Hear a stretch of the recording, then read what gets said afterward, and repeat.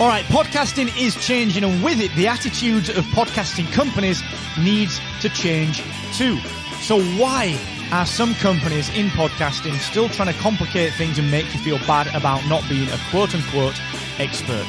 Let's dig into that today here on the Podcast Accelerator. I'm your host, Mark Asquith, that British podcast guy and CEO and co-founder here at Rebel Base Media, where we make such wondrous podcasting tools such as podcast websites, the Podcast Success Academy, the cheeky little stealth technology product, Productivity, and the wondrous podcast hosting, analytics, and marketing platform, Captivate.fm, where you can secure a 7-day free trial of the platform just by heading to Captivate.fm. So please go and check it out. It's making waves in the industry. Now, we are going to talk about why some podcasting companies try to complicate things in this episode. And it's really just, this might be a rant. I can't promise.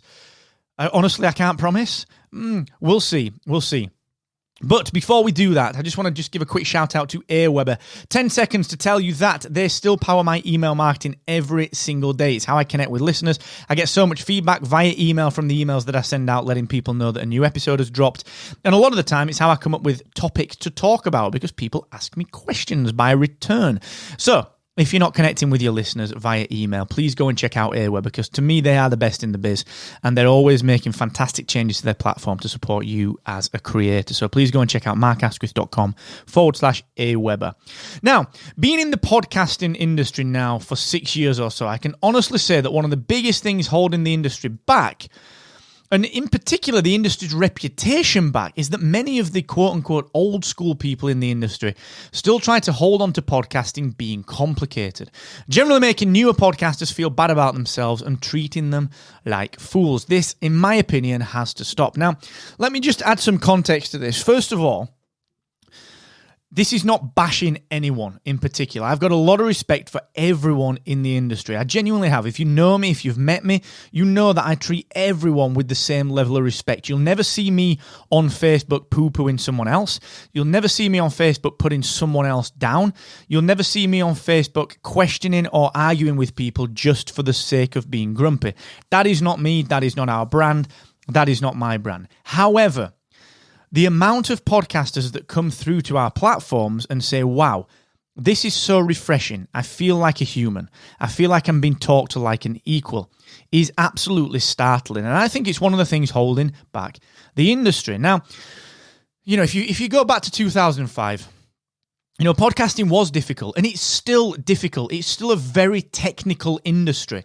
It's still something that, as a hosting company, as a platform, as a provider, as anyone working in the tech of podcasting, you have to understand the complications of it. I'm not saying that the technological side of this has become easier. No, what I'm saying is that as companies and brands, honestly, we've evolved. We've taken something that was complicated and we've understood what questions people are asking, and we've answered those questions using language that doesn't make you feel silly. That is the way that brands operate. That's why Netflix does so well. That's why Dropbox does so well. That's why all these new brands like Airbnb and Uber, love them or hate them, they're in tune with their audience. They don't make you feel silly. They put the customer first. Now, sadly, a lot of podcasting isn't like that. A lot of people in podcasting still think it's all right to treat people like fools and to talk down to people and to really let their ugly side come out when they're dealing with customers and podcasters. Because ultimately, let's be completely frank about this. I'm a podcast hosting company owner in Captivate.fm. If I treat you badly, my mortgage is not getting paid. My mortgage is not getting paid. And not only that, that's the most basic business reason not to treat people badly. But then why would you as a person? Why would you as a person? If I walk, right, let's say that I want to build a house, all right? And I walk into an architect and I say to that architect, I've got some questions, and they treat me like an idiot because I don't know the intricacies of the industry that I've just dipped my toe into. What am I going to do? I'm probably just going to think, well, that guy's a bit of a tool. That person's a bit of a numpty. I'm not going to work with them, so that's business lost. And number two, it might put me off building a house because it scares me. It throws me up as saying, do you know what? Wow, there's a lot of stuff going on here that I don't understand. And instead of hand-holding me and being that person that I can lean on, that person's alienated me by treating me like an idiot, all right? We aren't like that in podcasting. We are not like that. That is not what we do, all right? You've only got to look at people like James Cridland, very, very objective.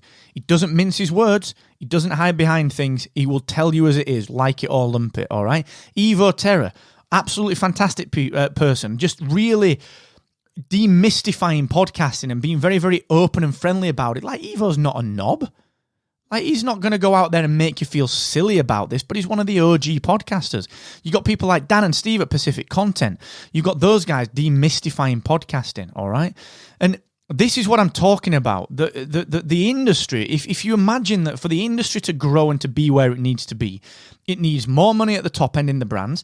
It needs more money in the middle for the independent creators so that they can create more and earn more money from it and that they can start spending more time doing it because they're getting recompense for that.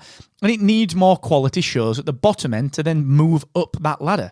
They are the only things that it needs, all right? But what it needs in order to be able to do all of those things is a reputation for being a modern industry. Now, it can't be treated as a modern industry when there are still people treating it like it was in 2005 and acting like just children on social media when someone questions that the industry might be able to change or develop or move forward. Guess what?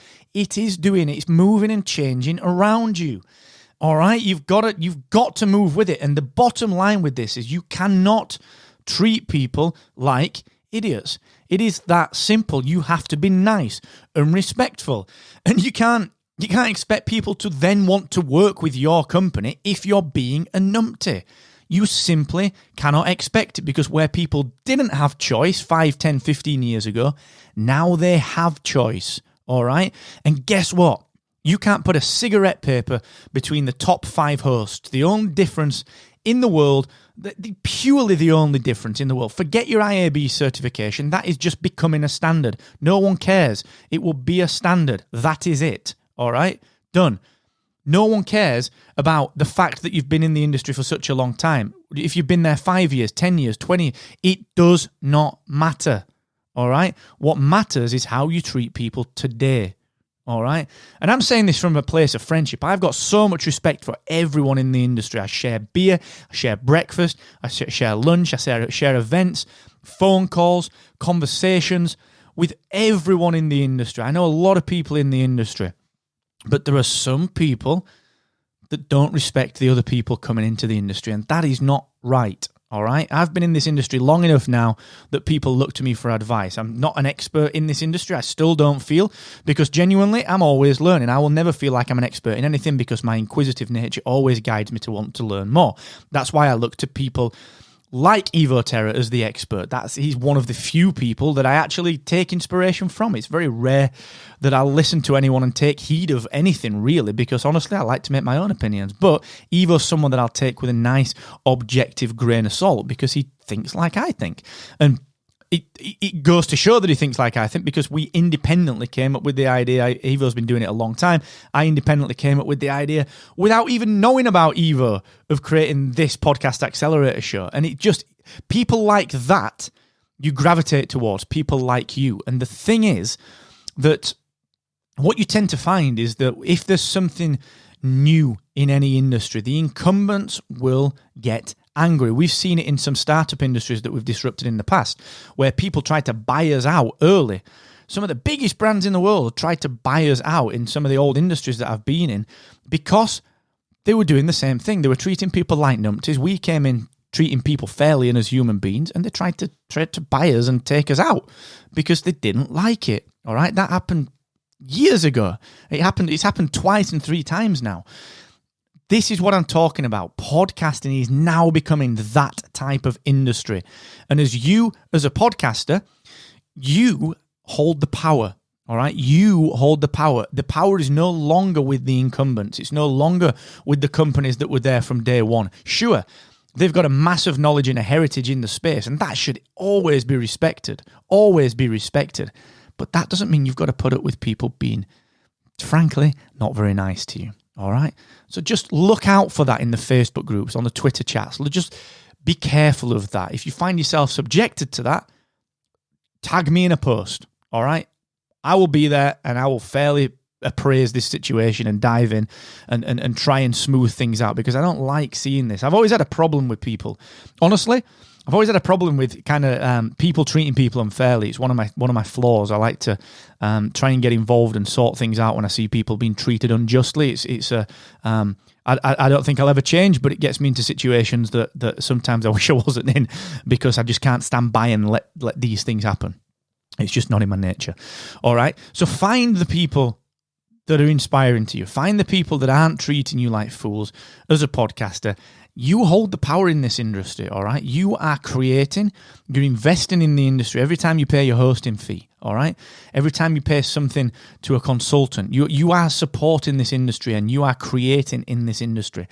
This industry is your industry. It doesn't matter if you've been in it for one episode or for 15 years. It does not matter. This is your industry, all right? Now that's rant over.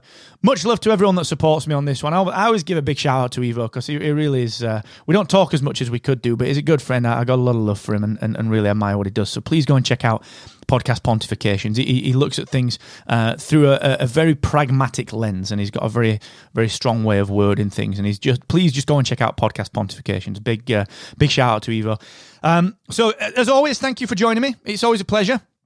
It's great to be able to chat podcasting with you. I'm startled that I make a living from podcasting. It amazes me that I'm able to do this every single day. So thank you to everyone that joins me on this show. Thank you to you, the person that emails me and lets me know what they want to hear. And, thank you to the person who consistently emails me and just generally engages with what I do. So thank you so very much for everything that you do. I appreciate you. Please go and check out Captivate.fm for your hosting needs. And until next time, never forget, the more you expect from yourself, the more you will excel.